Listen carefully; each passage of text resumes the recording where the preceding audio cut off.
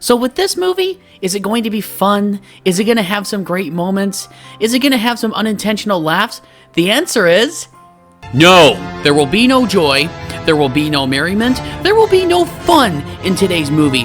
There ain't no happiness. There ain't no tears. There ain't no love. Where did that come from?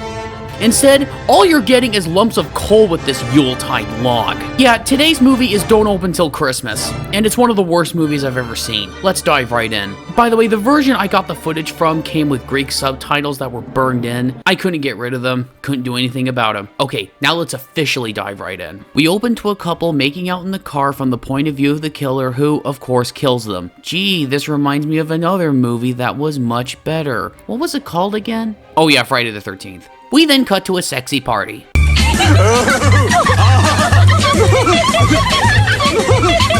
No, not that one, unfortunately. The one in this movie isn't nearly as fun. But at this party, a Santa gets killed, so there's that. The murdered Santa happens to be the father of one of our leads, whose name is Kate. Meanwhile, the police are on the case, led by Inspector Harris, played by Edmund Purdom. Edmund Purdom was a semi-famous B-movie actor who appeared in such movies as The Rift, 2019 After the Fall of New York, and Pieces.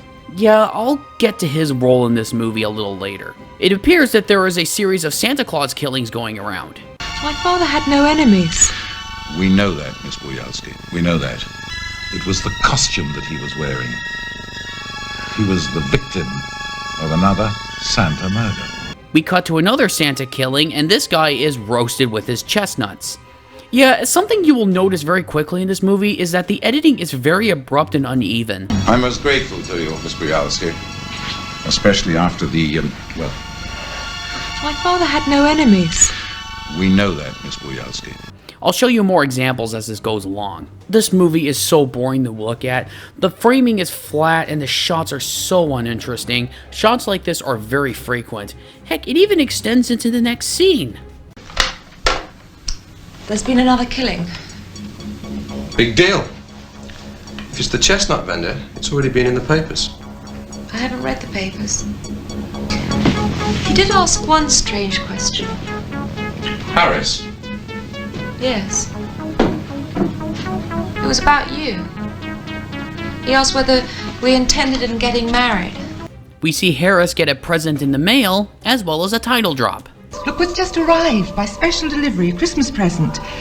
And it says, don't open till Christmas. Thank you, Mrs. Shelley. One of the other characters in the police department, Sergeant Powell, oh, I wish, gets a phone call from a mysterious man claiming to be a reporter. Yes, my name is Giles. Daily News. Are you any nearer to solving these dreadful Santa Claus crimes? Well, we're still making our inquiries. It's, Which means you haven't a clue who you're looking for. Tell me, Sergeant Powell, would it help your promotion prospects if you were to solve this case personally? Sorry, I don't understand. What are you getting at? Just think about what I've said. I'll be in touch. By the way, if you guess that this guy is the killer, congratulations, you're very smart. Unfortunately, we're only at the beginning of the film. We cut to yet another Santa Claus killing, this time with a gunshot. We see Edmund Purdom walking the streets of, I believe, London, and this goes absolutely nowhere. We see Cliff run into his friend Jerry, and they have a pint, and he convinces him to shoot nudie pics, I think. And Jerry asks Cliff to bring his girlfriend Kate with him? Wait, they actually go? And Cliff wants her to pose? Are we ready then? You insensitive bastards! Idiot. Anyway, some more stuff happens. Cliff and the model get locked out of the studio. Cliff runs away from the model because they are both running away from the police, and the model is now hiding from the cops. She has a run-in with the killer, who creepily looks at her and then lets her go. Harris then goes to see her and question her. Gosh, this is so boring. Who do you think your attacker might have been? Oh, I don't know. It was so dark. It could have been anybody. For all I know, it could have been you. We get to another Santa killing, but this time Santa goes to a peep show. And we know what's going to happen next. He gets killed and this girl is a witness. This kill, by the way, is probably the most visually interesting kill in the movie. Just take a look at it.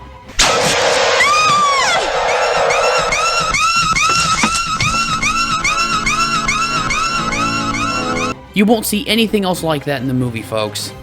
Harris comes to see Kate, and because Cliff was around at the Santa incident, Harris suspects Cliff and... Wait a minute. I've been on the spot for 2 of these killings. No, Cliff. Technically, you were around for 1 killing, and then you ran away from the model. You were around for 1 killing. We see the Giles guy come around to see Sergeant Powell. Your Inspector Harris, does he tell you everything? Let you know what his movements are? You know, generally keep you in the picture.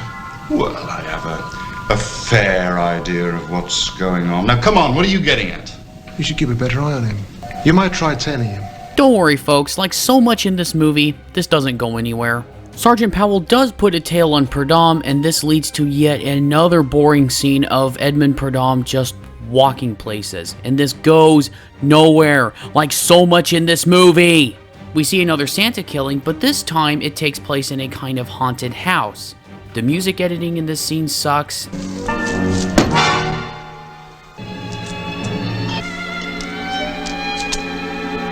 Oh, so shocking.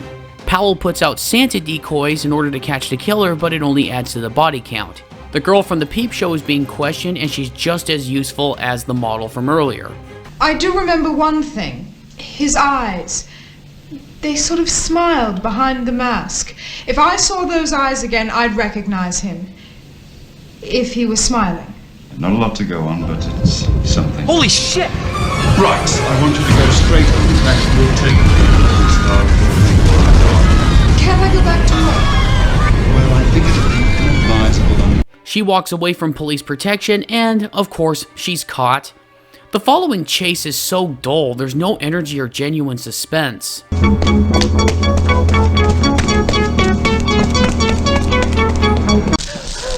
see your face. You were wearing a mask. Now you see, it's too late. You have seen my face. You don't say! We see Powell having a phone call with Edmund Purdom, and he learns that... You're off the case. Okay. This is where we can get into some interesting production history behind the film. Apparently, Edmund Purdom agreed to star in the film on stipulation that he would direct. But then during production, one day he just... quit. And then writer Derek Ford took over. Ford was then fired after about 2 days and replaced by the film's editor, Ray Self. Apparently, Alan Brickensaw, under the pseudonym Al McGowan, was brought in to reshoot scenes, add new scenes, and even change the ending. I don't know how much Purdom shot, but it's amazing that he is still credited as the primary director. It's unclear exactly when he left and when others took over.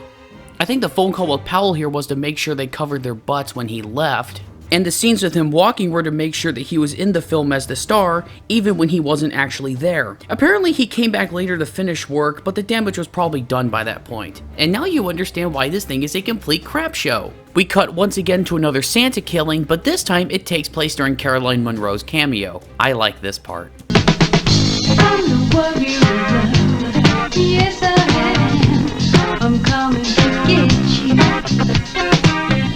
I'm the warrior of love. Yeah.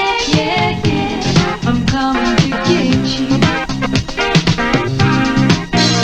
Oh yeah, we got a Santa killing. Yeah, he dies.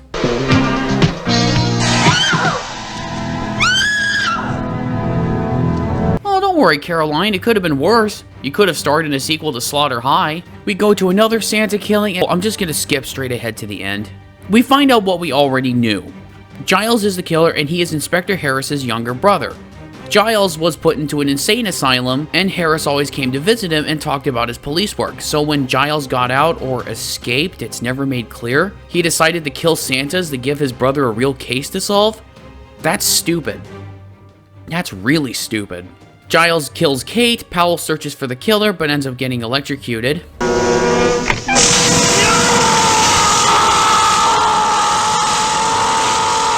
How Giles managed to set that up on the fly is anybody's guess. The peep show girl escapes, manages to knock him down the stairs, but by sheer dumb luck he survives, which is BS by the way. I don't care how strong you are, if you fall from that height, you are either badly injured or dead. But as he starts to strangle her to death, we see a flashback of his dad dressed as Santa Claus.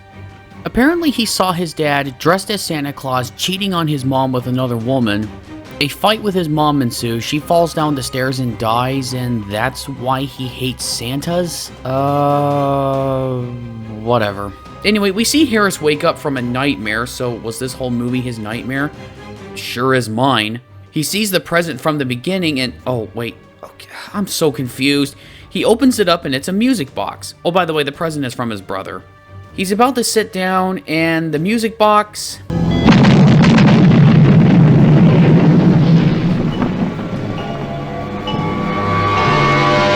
What a pile.